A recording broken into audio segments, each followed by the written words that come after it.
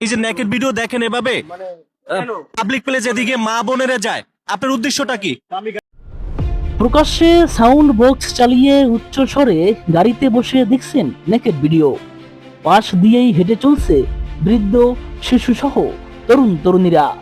এমনই এক কাণ্ড ঘটিয়েছেন সংসদ ভবনের পেছনের সড়কে, জিয়া উদ্যানের সামনের সড়কের পার্কিংয়ে।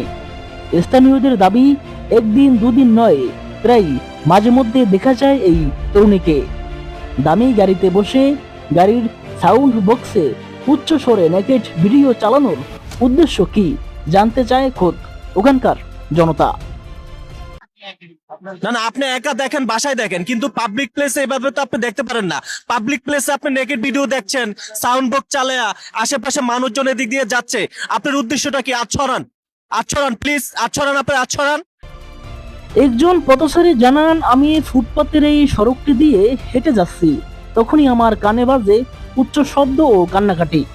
আমি কৌতূহলবশত সামনে গাড়ির দিকে এগিয়ে দেখি অশ্লীল ভিডিও কন্টেন্ট দেখছেন এক উঠতি বয়সী তরুণী। পরে ওখানকার স্থানীয় ও কয়েকজন উপস্থিত সাংবাদিককে বিষয়টি জানাই। পরে তারা এসে ওই তরুণীকে জিজ্ঞাসাবাদ করেন। সবাই সাংবাদিক দেখছেন, ওরা ডাইকা নিয়ে আসছে আমাকে, যে ভাই একটু বাইরের দিকে আসেন, ভিতর থেকে। এটা কেন দেখাচ্ছেন? আপনার মতটা কি? ওনারা সাংবাদিক, সবাই সাংবাদিক, আমি ভিতরে ছিলাম ডিউটিতে, আপনাকে মানে এই মানে জিজ্ঞেস করার জন্য আমাকে ডাকছি। মূলত 3 দিন আপনার নামে কমপ্লেন আছে, আজকে না মানে আরো 2-3 দিনের কমপ্লেন আছে আপনার কাছে। প্রিয় দর্শক, আপনারা দেখেন, আমি আপনাদেরকে দেখাই, এই যে দেখাই, এই যে দেখেন দামি গাড়ি এদিক দিয়ে, এই গাড়িটা দাঁড়ান, এখানে দাঁড়ান, এখানে দাঁড়া থাকেন।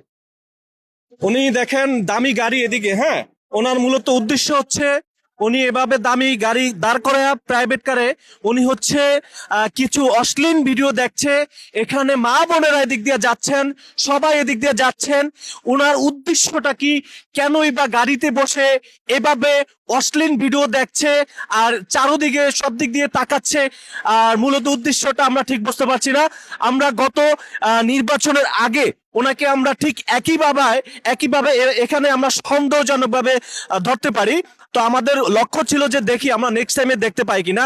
ঠিক আমরা গত 25 দিনের আগে যেভাবে দেখেছিলাম, ঠিক আজকেও কিন্তু সেম একইভাবে একই কায়দায় অশ্লীল ভিডিও দেখছেন। আসলে ওনার উদ্দেশ্যটা কি আমি আসলে ঠিক বুঝতে পারছি।